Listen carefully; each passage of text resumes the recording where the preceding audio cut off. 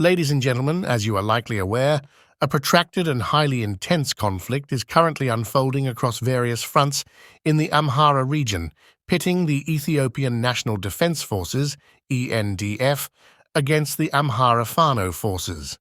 Disturbing accounts of severe human rights abuses have come to light from the Amhara region, particularly in areas where the ENDF has deployed a significant number of troops.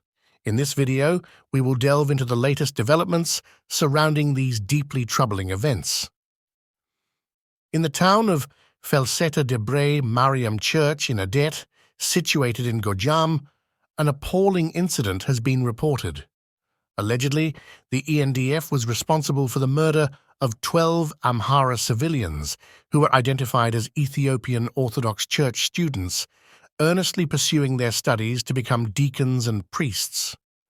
Moving on to the region of Melkaturi in northern Shua, the situation is equally disheartening.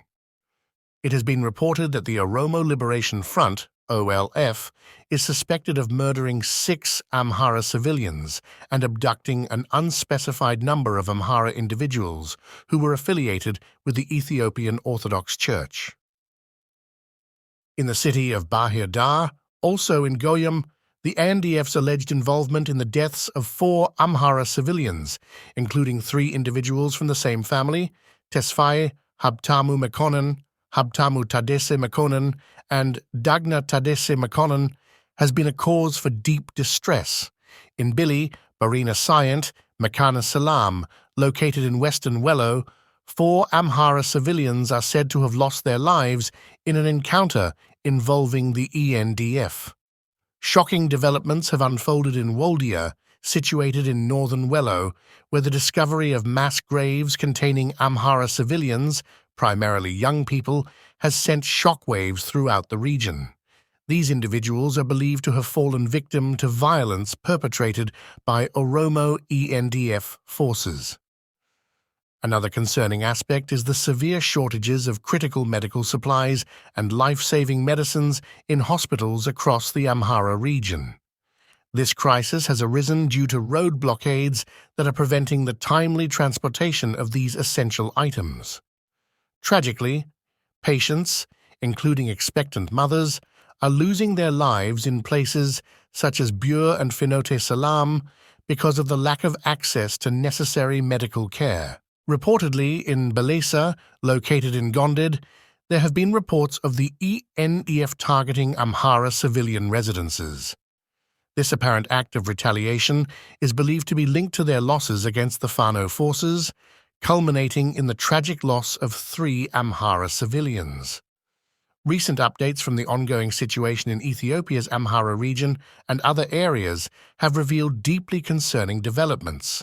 In the town of Tida, located in Gonda, a distressing incident unfolded as an Amhara civilian was shot in his own home. He was accused of supporting the Fano group, leading to this tragic outcome. In separate incidents, the Oromo Liberation Army, OLA, reportedly abducted an estimated 60 ethnic Amhara civilians in the North Shua zone of the Oromia region, adding to the growing list of abductions and security concerns in the region. The Ethiopian government, under Prime Minister Abiy Ahmed's leadership, has continued to carry out mass arrests of Amhara civilians, with a particular focus on Amhara women in the capital, Addis Ababa. A poignant testimony from a woman who was recently released from a makeshift concentration camp in Addis Ababa sheds light on the harrowing experiences of many ethnic Amhara people.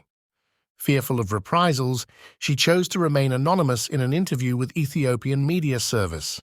She shared her ordeal, explaining that she was detained near the Sidist Kilo area by security forces without any explanation.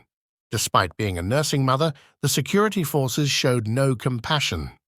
Subsequently, she and numerous others were transported to the Gilan Condominium area, where over 10,000 ethnic Amharas were held. She described the deplorable conditions in the detention facility, with severely inadequate sanitation facilities for women and limited access to water. The detainees had to survive on a mere half-liter of bottled water, and food was scarce.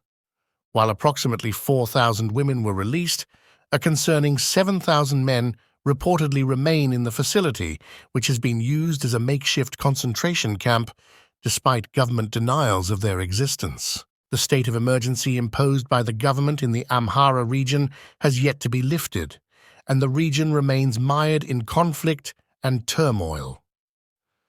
The situation regarding the banning of Amharas from entering Addis Ababa by the Oromo security forces continues to raise significant concerns as citizens and observers call for urgent action by the federal government to address this illegal restriction on civilians from accessing their own capital city. Reports indicate that security forces from the Oromo region have been preventing passengers traveling from Amhara areas from entering Addis Ababa, which has caused substantial disruption and hardship for many individuals. VOA Amharic has highlighted the complaints of these passengers who were blocked from entering Addis Ababa from the eastern Amhara region. It is worth noting that this ban has been imposed in anticipation of the annual Iricha festival. However, its consequences extend beyond the festival, affecting various travelers with legitimate reasons to enter the capital. Among them are those seeking job interviews, medical appointments, or returning to their higher learning institutions following their summer break. The Public Transport Terminal Administration of the North Shua Zone in the Amhara region has criticized the fact that regional security forces are guarding federal highways. They argue that it should be the responsibility of the federal force to deploy its security apparatus to oversee these roads.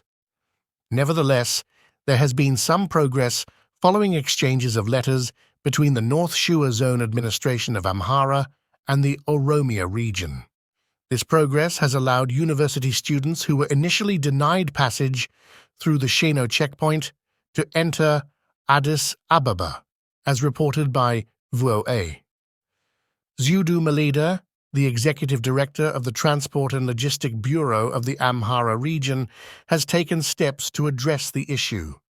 He has engaged in discussions with the transport bureaus of the Oromo region and the Addis Ababa city administration. According to Zudu Malede, the response from the Oromo region has been that the actions taken were not a ban, but rather a security check or inspection conducted at the checkpoint. Colonel Abebe Giresu, the Deputy Chief of the Peace and Security Bureau of the Oromo region, has emphasized that the security force's purpose is to search travelers to maintain security, not to ban them. The situation continues to evolve, and it remains a pressing concern for many as they call for the restoration of the free movement of people and goods within Ethiopia, particularly into the capital city, Addis Ababa. The ongoing dialogue and discussions between regional and federal authorities will likely play a critical role in resolving this issue and ensuring the rights and freedoms of all citizens are upheld.